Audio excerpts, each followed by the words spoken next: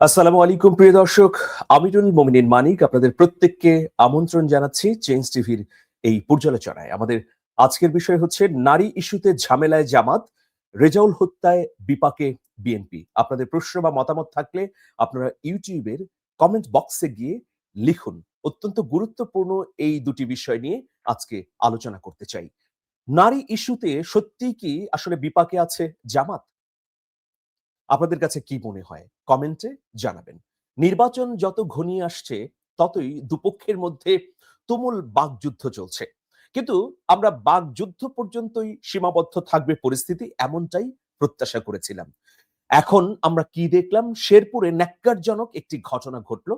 জামাতের শেরপুরের শ্রীবর্দী উপজেলার সেক্রেটারি রেজাউল করিমকে ইট দিয়ে থেতলিয়ে নৃশংসভাবে হত্যা করা হয়েছে। এটা একটা ভয়াবহ ঘটনা। ফ্যাসিবাদের সেই ভয়াবহ সময়কেই আসলে আমাদের মনে করিয়ে দিচ্ছে কেন এই ঘটনা ঘটলো, বা এই ঘটনায় যারা দায়ী তারা কেন দায় স্বীকার না করে উল্টো উদর পিণ্ড বুদোর ঘাড়ে চাপাচ্ছে। তো যাই হোক প্রিয় দর্শক, প্রথমেই যে প্রসঙ্গে আসব, নারী ইস্যুটা জামাতের জন্য সবসময় প্রতিবন্ধক হিসেবে কাজ করেছে কিনা। রাজনীতিতে নারীর উপস্থিতি অত্যন্ত জরুরি। এবার যে জুলাই সনদ হয়েছে সেই সনদেও স্পষ্টভাবে বলা ছিল যে সংসদে ৫% নারী প্রতিনিধিকে রাখতে হবে। সেক্ষেত্রে আমরা বিএনপির জন্য দেখলাম যে ৩.৫% তারা প্রার্থী দিয়েছে, আর জামাত কোনো প্রার্থী দেয়নি।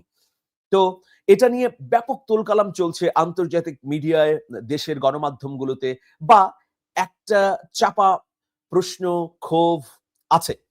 তো এটা নিয়ে বিশ্ববিখ্যাত মিডিয়া আল জাজিরা একটা প্রশ্ন করেছিলেন জামাতের আমির ডাক্তার শফিকুর রহমানকে। তিনি এই প্রশ্নের জবাবও দিয়েছেন। তিনি বলেছেন যে আমরা প্রস্তুতি নিচ্ছি। দেখুন, আমি যদি জামাত আমির হতাম, মানে আমি এইটা ধরুন বা মনে করুন এভাবে বলছি পর্যালোচনার জন্য, তাহলে আমি কি বলতাম? জামাত আমির ডাক্তার শফিকুর রহমান তার বিবেক বিবেচনা প্রজ্ঞা দিয়ে তিনি তার মতো করে বলেছেন। কিন্তু আমি কি বলতাম? আমি এখানে বেশ কিছু লজিক্যাল পয়েন্ট দেখছি। প্রথমত, জামাতের নেতৃত্বে যে ১১ দলীয় জোট গঠিত হয়েছে, সেই ১১ দলীয় জোটের মধ্যে এনসিপি গুরুত্বপূর্ণ পার্টনার। এনসিপির কিন্তু ২ জন নারী প্রার্থী রয়েছে। এটা ঢাকার মধ্যেই, ঢাকার ২০টি আসনের মধ্যে ২টি আসনে এনসিপি নারী প্রার্থী দিয়েছে। যে ২টি আসন আবার জামাতের সঙ্গে সমঝোতাও হয়েছে। মানে ওই ২টি আসনে জামাত কোনো প্রার্থী দেয়নি। তাহলে ১১ দলীয় জোটের ২ জন নারী প্রার্থী আছে। এটা তো ধ্রুব সত্য। কিন্তু এই তথ্যটি জামাতের পক্ষ থেকে কোথাও উপস্থাপন করা হচ্ছে না। তারা কিন্তু এটা বলতে পারে যে আমাদের জোট থেকে ২ জন নারী প্রার্থী আছে, তারা প্রতিদ্বন্দ্বিতা করছেন। আমাদের দলের না হলেও যেহেতু এনসিপির হয়ে তারা প্রতিদ্বন্দ্বিতা করছেন, সেই আসনগুলোতে আমরা কোনো প্রার্থী দেইনি। সুতরাং ওই ২ জন প্রার্থী আমাদের বলে বিবেচিত হবে। ভবিষ্যতে এই জামাতের নেতৃত্বে ১১ দলীয় জোটের সরকার গঠিত হলে অবশ্যই নারীরা গুরুত্ব পাবেন, বা তারা যদি জনগণের ভোটে নির্বাচিত হতে পারে তাহলে গুরুত্বপূর্ণ ভূমিকা পালন করবেন। তবে দেখুন, এই বিষয়ে আসলে বাংলাদেশ ইসলামী ছাত্র শিবির যে ধরনের কৌশল বা কর্মপন্থা হাতে নিয়েছিল তাতে তারা বেশ সফল হয়েছে। ইতিমধ্যে ৫টি বিশ্ববিদ্যালয়ের নির্বাচন হয়েছে, সেখানে নিরঙ্কুশভাবে বিজয়ী হয়েছে ছাত্র শিবির। তো ছাত্র শিবিরের সেই কৌশলটিও কিন্তু বা কর্মপন্থা জামাত গ্রহণ করেনি। ছাত্র শিবির কি করেছে? ঢাকা বিশ্ববিদ্যালয়ের কথা যদি বলি, রাজশাহী ইউনিভার্সিটি বা চিটাগং ইউনিভার্সিটি বা জগন্নাথ বা জাহাঙ্গীরনগর, সেগুলোতে তারা হিজাবি নন হিজাবি ২ ধরনেরই নারী প্রার্থী দিয়েছে। তাতে বেশ সফলও হয়েছে। কোন বিশ্ববিদ্যালয়ে তাদের নারী প্রার্থী পরাজিত হয়নি। এখন জামাতও যেভাবে সম্মুখ সারিতে চলে এসেছে গণ অভ্যুত্থানের পর, তারা বারবার বলছে যে অন্তর্ভুক্তিমূলক সমাজ গঠন করবে। সেক্ষেত্রে তারা হিন্দু প্রার্থী দিলেও নারীর ক্ষেত্রে কোন প্রার্থীই তারা দেয়নি। একজন নারী প্রার্থী যদি তারা দিতে পারত তাহলে এই সমালোচনা থেকে তারা মুক্ত থাকতে পারত। কিন্তু সে কাজটি তারা করেনি, ফলে নানা ধরনের সমালোচনা হচ্ছে। অনেকে মনে করেছিলেন যে ঢাকা ৮ একটি গুরুত্বপূর্ণ আসন। এই ঢাকা ৮ এ আমরা শুনেছিলাম যে ওসমান হাদির বোন প্রতিদ্বন্দ্বিতা করবেন। কিন্তু পরে তিনি ঘোষণা দিলেন যে প্রতিদ্বন্দ্বিতা করবেন না। যাই হোক, জামাত ২২২ আসনে প্রতিদ্বন্দ্বিতা করছে, আর বাকি আসনগুলো তার শরিকদের দিয়েছে। এখন ২২২ আসনের মধ্যে একটি আসনেও কি জামাতের নারী প্রার্থী দেয়া যেত না? তিনি হয়তো জিততেন না। ২২২ আসনই তো আর জামাত এককভাবে জিতবে না। তিনি হয়তো জিততেন না, কিন্তু এটা প্রতীকী হিসেবেও জামাতকে এগিয়ে রাখতো বলে বিশ্লেষকরা বলছেন। এখন জামাতের পক্ষ থেকে আরেকটি যুক্তি বলা হচ্ছে যে আমাদের নারীরা নির্বাচন করতে আগ্রহী নয়। এটা কিন্তু বলা হচ্ছে। কিন্তু আমরা কি দেখেছি যে উপজেলা নির্বাচনে, স্থানীয় সরকার নির্বাচনে জামাতের অসংখ্য নারীরা ভাইস চেয়ারম্যান হিসেবে প্রতিদ্বন্দ্বিতা করে বিজয়ী হয়েছে। সেক্ষেত্রে জামাত যদি আরেকটু সন্ধান করত বা জামাত যদি আরো দূরদর্শীদের দিয়ে চিন্তা করত, তাহলে একজন নারী প্রার্থী হলে তাদের ভ্যানগার্ড হিসেবে শুধু দেশে নয়, আন্তর্জাতিকভাবেও তিনি প্রতিদ্বন্দ্বিতা বা তিনি জামাতকে তুলে ধরতে পারতেন। এই জায়গায় একটা গ্যাপ তৈরি হয়েছে, যেটার কারণে সমালোচকরা নানাভাবে জামাতকে বিদ্ধ করছে। এবং এটা বলা হচ্ছে যে ক্ষমতায় গেলে জামাতের কোনো নারী মন্ত্রী থাকবে কিনা, বা নারীদের প্রতিনিধিত্ব কেমন থাকবে, বা নারীরা রাস্তায় বের হতে পারবে না।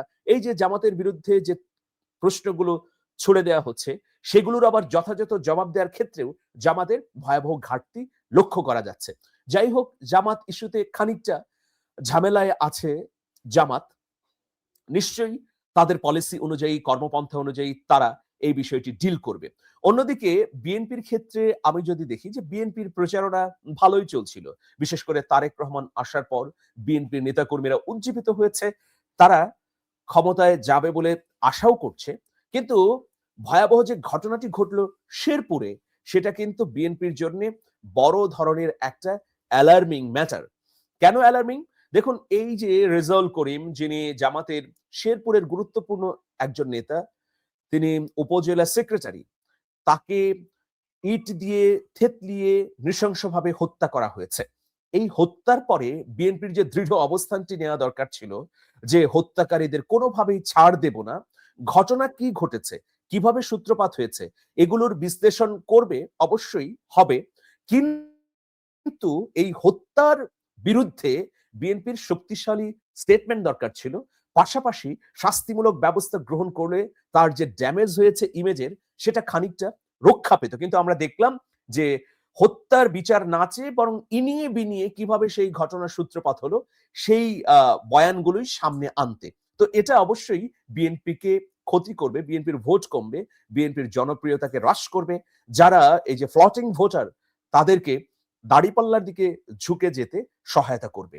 তো এই ঘটনাটা খুবই মর্মান্তিক একটি কারণে, যে ২৪শে গণ অভ্যুত্থানের পরে আমরা কখনোই প্রত্যাশা করিনি যে এইরকম মর্মান্তিক ঘটনা ঘটবে। আমরা ২৮শে অক্টোবর ২০০৬ সালে এই ধরনের ঘটনা প্রত্যক্ষ করেছি। এখন যদি আবারও এইরকম ঘটনা ঘটে, তাহলে পরিস্থিতি কি উত্তরণ হয়েছে?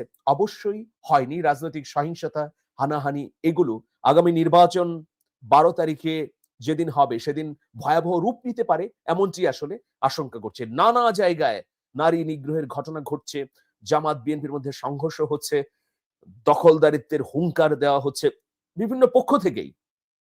সব মিলিয়ে নির্বাচনটি সংঘাতমুক্ত হবে কিনা, এটা নিয়ে একটা প্রশ্ন দেখা দিয়েছে।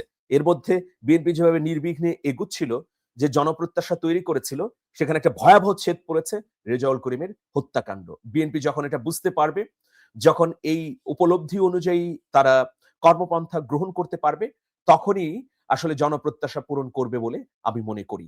প্রিয় দর্শক, আজ এ পর্যন্তই। সবাই ভালো থাকুন। আল্লাহ হাফেজ।